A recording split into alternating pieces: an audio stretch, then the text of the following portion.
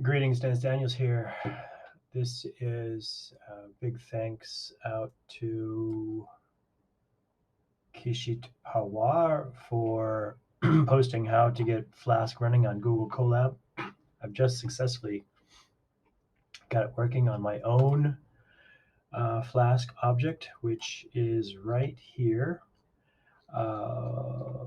It's a Keras Flask chatbot, and I don't know how much of this material will disappear after I close the instance, but it does work. So let's take a look at what works. So the first thing was to get all of the requirements taken care of right here. Pip install, and then make sure you install Flask and Grok. And then in this case, I needed to run train chatbot, which will build the brain for this chatbot, which generated a bunch of files in here. I won't go into that right now. So let's clear that. And here's my other code, which is this is the brain itself. And I needed to make sure that it called the template folder, which is right here, which is where my UI lives. And that's about it. So when we run this, when I click on the start button, it's going to give me a new server location right here, running on. So I right click, open, link a new tab. Hopefully it works, and it does. And I want to give a big thanks to Horst out there for all of his help.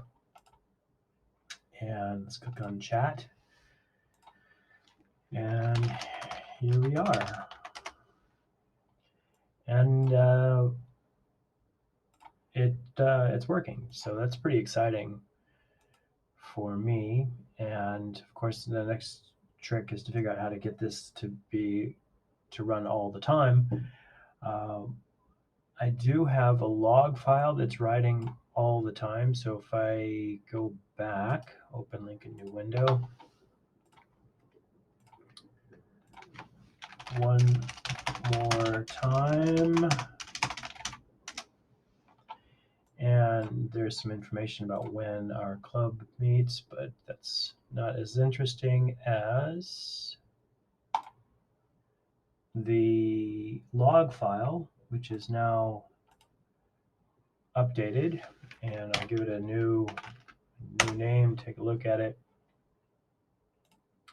And when we open it, you'll see one more time. So it is writing the changes to the log file in real time. And that's pretty exciting. So thanks for watching, and I will post the link to this Google Colab so that you can play with it yourself.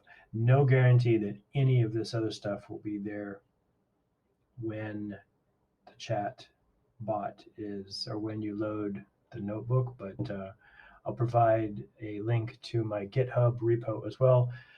One more time, thank you, Kashit Pawar, and to Horst Jens for all of your help. Thank you for watching, and happy computing.